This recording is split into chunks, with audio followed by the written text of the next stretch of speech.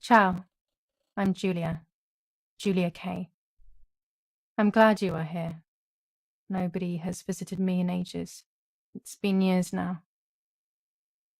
I must tell you my story, but I don't know where to begin. There is so much that I should start from my childhood, but my memories of these times are vague. I only remember the summer of 1929, when they sent me off to stay with my nanny.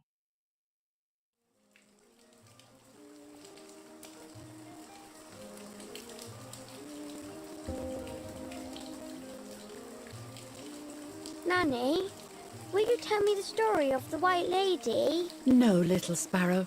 Not tonight. A fog is coming, see? Yes. I know that when it's foggy, the lady kills young women.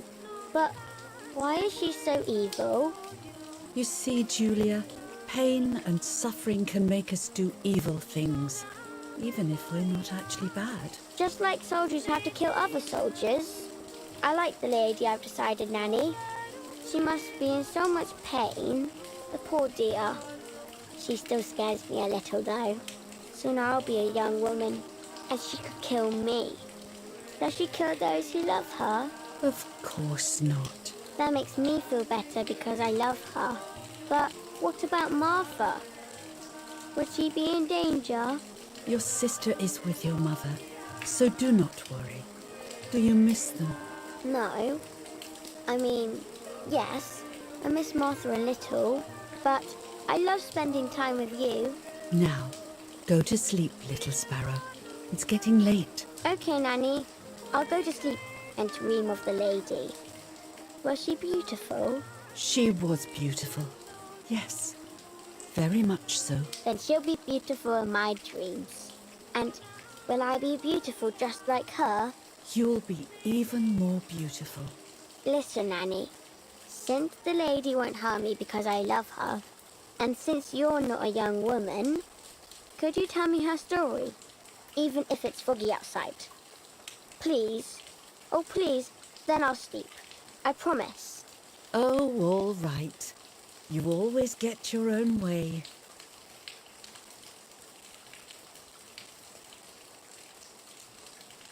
I loved Nanny and I loved that story.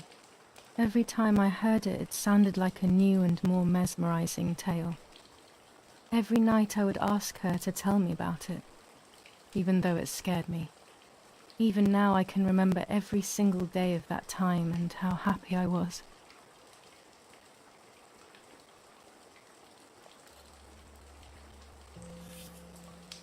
According to an ancient legend, the lakes of the area are haunted by the spirit of a young woman who was killed by the man she loved.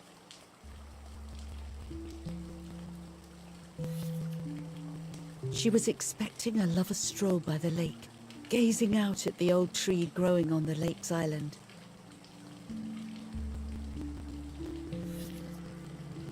So much hope and desire, but death, not love, was awaiting her. Oh, the poor dear. That's not fair. Life isn't fair, Poppet, but that's the way it is. And we must learn to deal with it. Okay, I'll try. But it makes me so mad. Keep on reading, Nanny.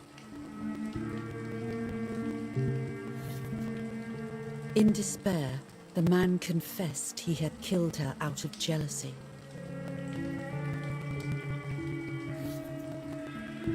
So he was hanged on the small island, in the middle of the very same lake where he had killed the girl.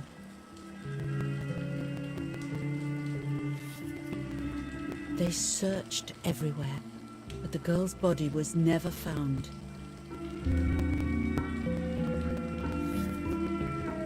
Since then, her spirit, known as the White Lady, has been imprisoned in the depths of the lake. She grieves eternally for the loss of the man she loved. When fog arises, the White Lady is known to leave the waters of the lake and roam the woods, looking for her long-lost love in vain. Within the fog of dawn, hunters have claimed to hear the wailing of a woman in the distance. I'm a little scared of this story, even though I like the lady. Should I stop reading, my little sparrow? No, Nanny.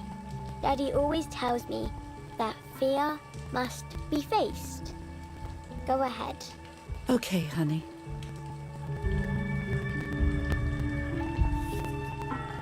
Every time the sad memory of the night she perished stirs in her soul, she takes the life of a young woman by slaying such a life in its youth. Even just for an instant, the lady feels free from the burden of her pain.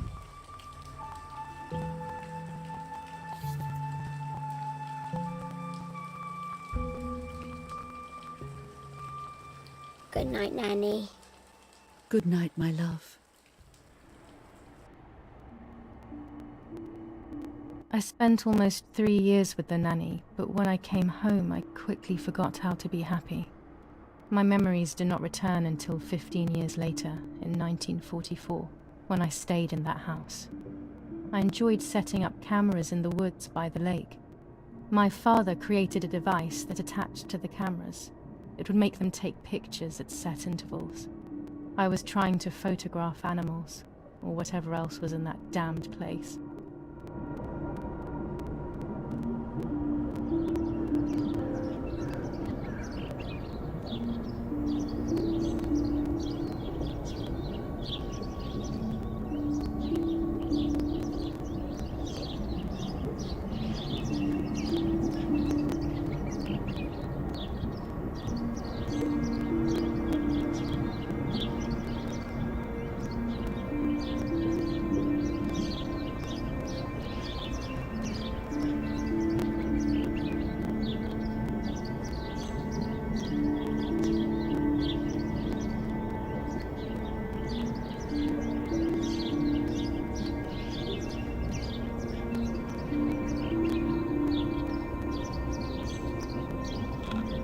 Reel off the film.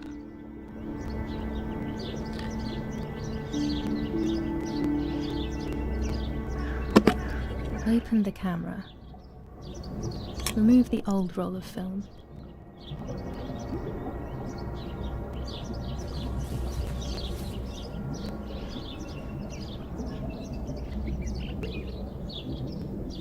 Put the new film in.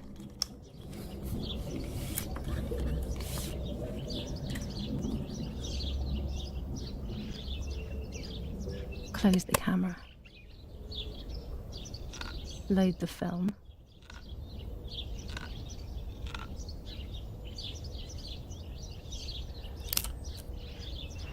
Activate the timer.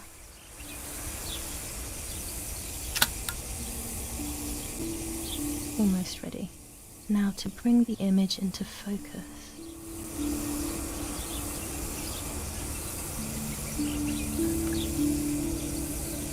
There's something floating on the surface of the water. If I frame it better, I might be able to see what it is.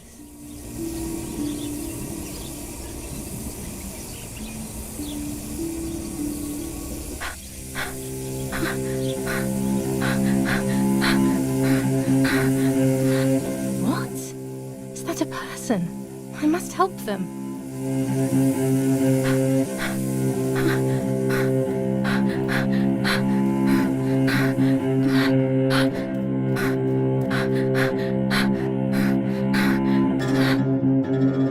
I was horrified at the idea that someone might have drowned in my lake. The lake was my world, where I would spend entire days daydreaming. I would lose myself in my thoughts, but that was a rude awakening. So terrible.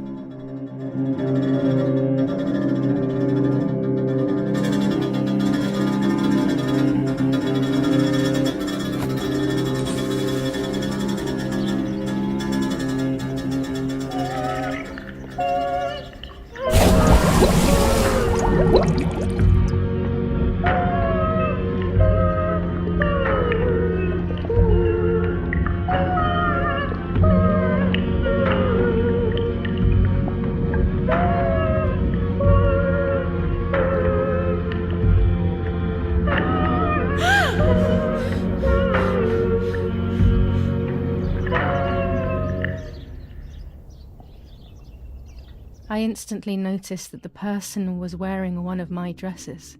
I was scared. I dragged that lifeless body as best as I could to the shore, trying not to drown myself. Only when I lifted her in my arms did I realize who she was. It was my sister, my twin, a part of me, dead. Impossible to comprehend. I was desperate. I didn't know what to do or to think.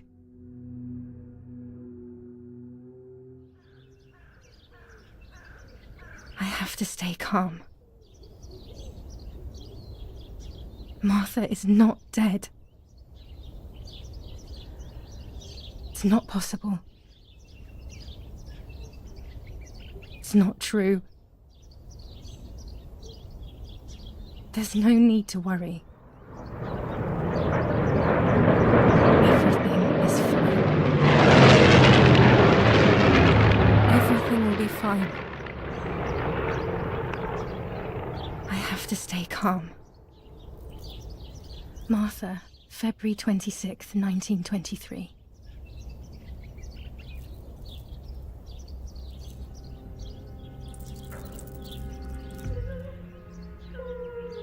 Is everything okay? Are you hurt?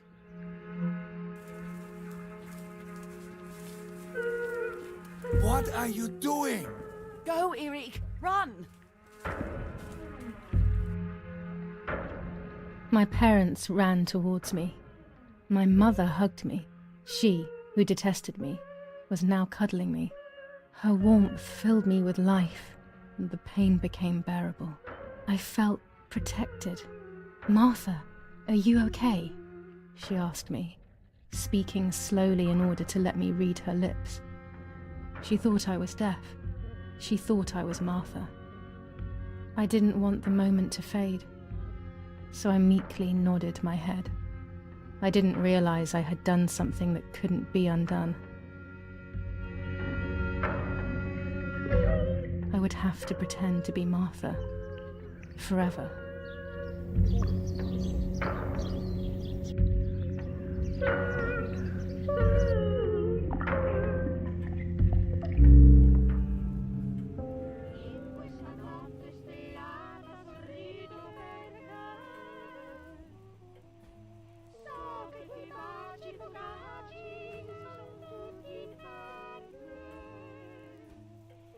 Praying is pointless.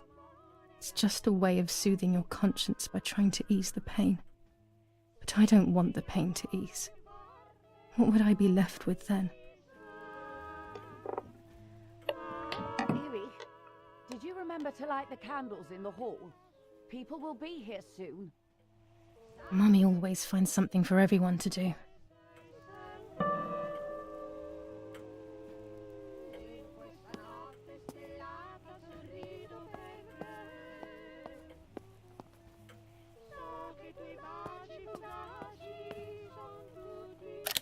The only way people could tell Martha and me apart was by dressing differently. Even Mother couldn't tell us apart. This painter was a friend of Grandpa's. I always loved his paintings. As a child, I used to look at them for hours. Mummy and Daddy. They are the epitome of wealth and elegance, but pain pays no heed to money and style. Books, books, and more books. In our villa, there must be 10 times more than even here.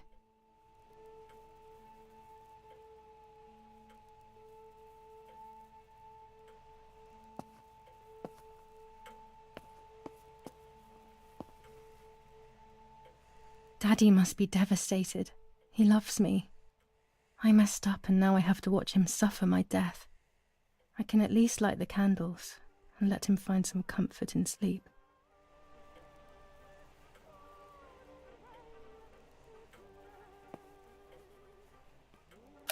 These hunting rifles are not Daddy's. He never went hunting. Nanny must have left them here.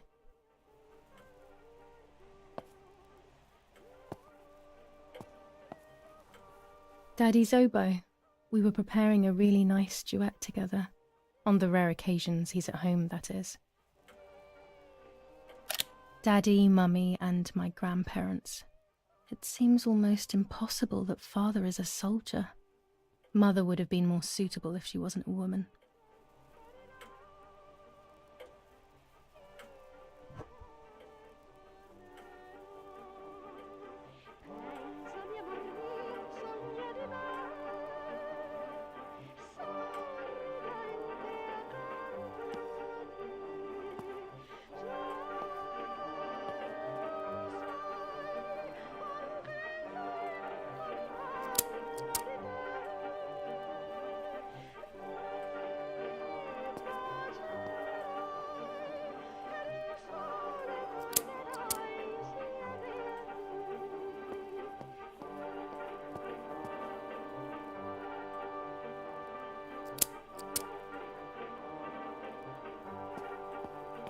When you're done, can you come and get the flowers, please?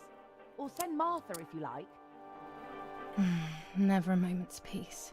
Even at a time like this. She can't sit still for a second.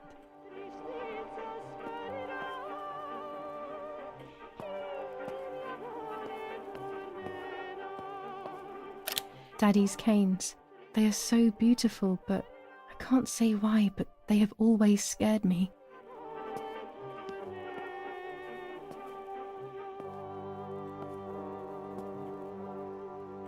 I can't turn it off. We have to listen to the radio all of the time. Any news and announcements can be vital. When Mummy asks for something, there's no escaping it.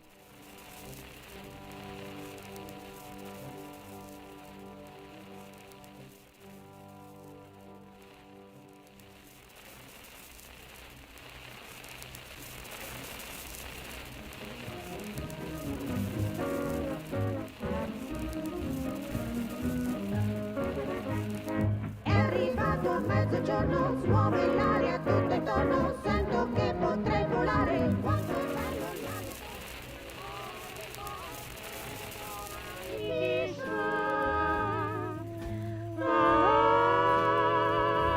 la luna lassù,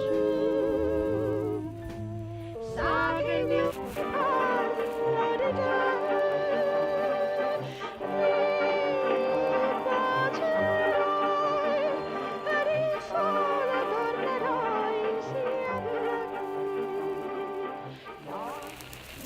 Do I have to do everything as usual? Erie, get a move on. I better go or she'll end up getting seriously angry.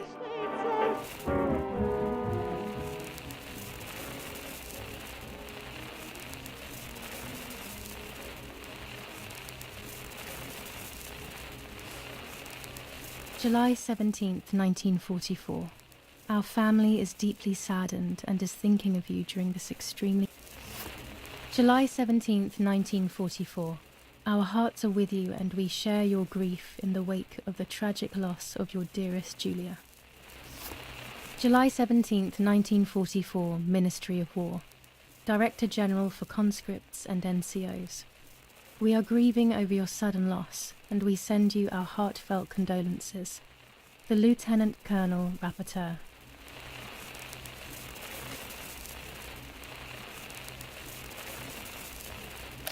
An old painting. I find it so sad. It communicates a sense of deep solitude to me. There's no reason to use the phone right now.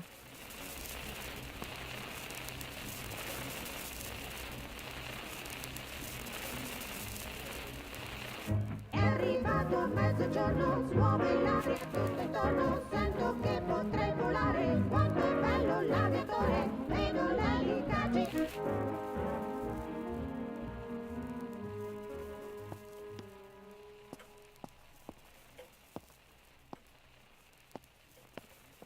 A telegraph box. I know how to use it. Daddy taught me.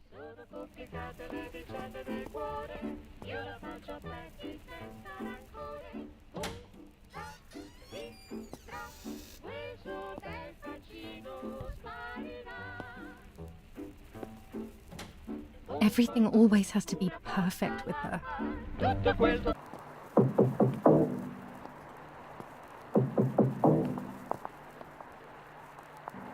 Parla Londra. Trasmettiamo alcuni messaggi speciali.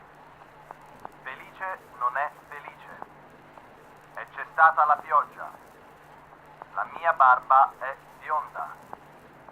Parla Londra. Abbiamo trasmesso alcuni messaggi speciali.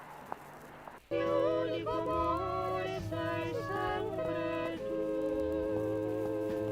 In questa notte stellata sorrido perché so che i tuoi baci fugaci sono tutti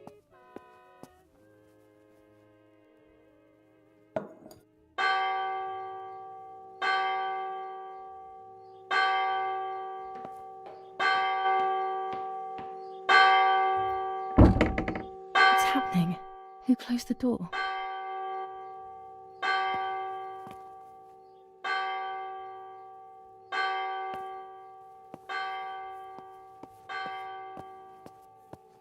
Erich, wake up. Do you think it's appropriate to sleep here, of all places? What? Yes. I must have fallen asleep. What are they talking about? You can't stay here forever. Why don't you go to bed? No. I want to stay with my daughter. Your daughter? Your daughter? You have another daughter, you know. The one who's still alive. Remember? What are you talking about, Irene? Julia is dead. What kind of comment is that? How can you? You should be thinking about Martha. Julia harmed Martha. You know that, right? And as if that were not enough, she has now also abandoned her. It's the same old story. Everything is always Julia's fault, isn't it? Her fault for Martha being deaf and for you being infertile. Do you think it's the right time for this? Julia is dead, Irene. Dead. Someone killed her. Do you realize that? Of course I realize. I get it. Do you think I'm stupid? No one understands it better than me. She always brought problems. Only problems. It would have been better if she hadn't been born at all. You're crazy. I'm the crazy one? Me?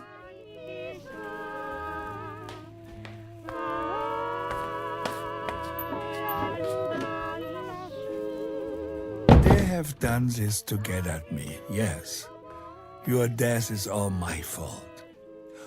All I could ever do for you was hurt you, Julia. My poor, sweet, crazy girl. What will I do without you? What will life be like now? All the time I didn't spend with you. But now I'm home. We can go fishing together. We can take pictures of butterflies. No. We can't do anything together anymore, can we? Nothing. I miss you, Julia. miss you.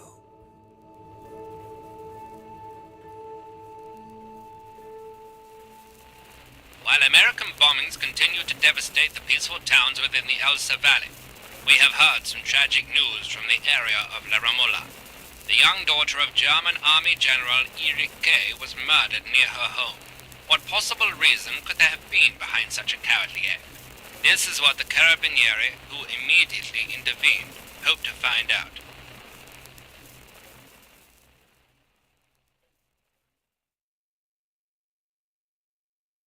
Mother didn't seem to suffer from the situation.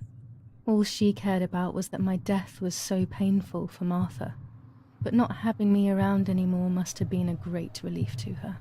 At the end of the day, it was better for everyone that it was me who died. And it was better for me too that people thought that. But the guilt began to consume me. That's when I started having horrible nightmares.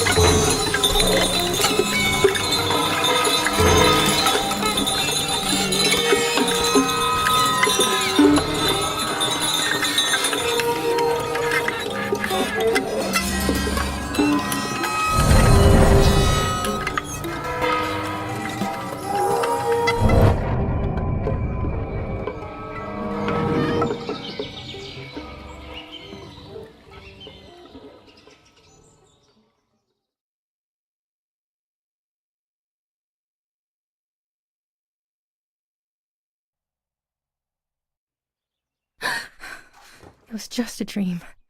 A horrible dream. That horrendous woman and the face of my sister. I wish all of this was a dream and my sister is just sleeping in her bed. Instead, her bed is empty and this is reality.